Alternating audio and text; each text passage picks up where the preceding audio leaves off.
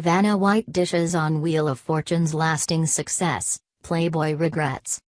Not too many people can say they've had the same job for over 3 decades and still love it, except for Vanna White. The 60-year-old letter-turner and co-host of Wheel of Fortune is gearing up to celebrate its 35th season this September. She spoke with Fox News about what the audition process to host Wheel was really like, the thousands of gowns she's worn and the important lesson she learned after appearing in Playboy. What's the secret behind the show's lasting success? Vanna White: for almost 35 years I've been asked that same question and I still don't have an answer. I really don't. It's just one of those things that every once in a while, everything falls into place. It's just a half hour of family fun with no bad news. It's an escape. White: back in 1982, I went to a taping of Dance Fever, which was one of Merv Griffin's shows. Janet Jones, who's now Janet Gretzky, was one of the dancers. She introduced me to Merv's right-hand man.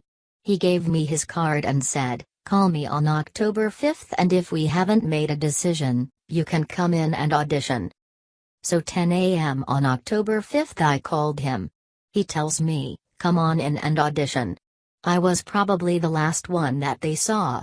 They narrowed it down to me and one other girl, who happened to be a very good friend of mine, who's now a successful writer.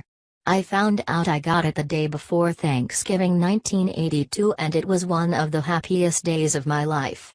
I was sitting in my apartment when I suddenly got a phone call. I think I literally screamed out loud.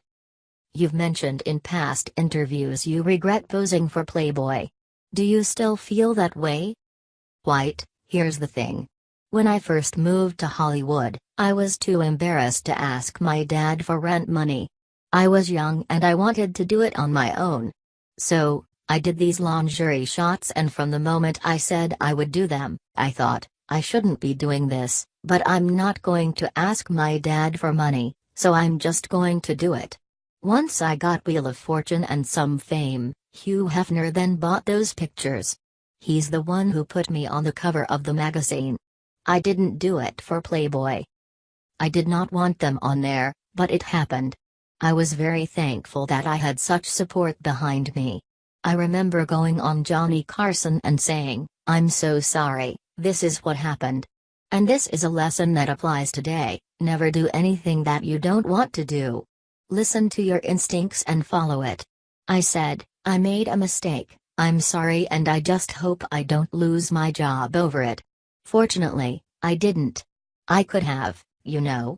It was a great lesson to learn, but what can I say? I did something I shouldn't have done. Please subscribe my channel.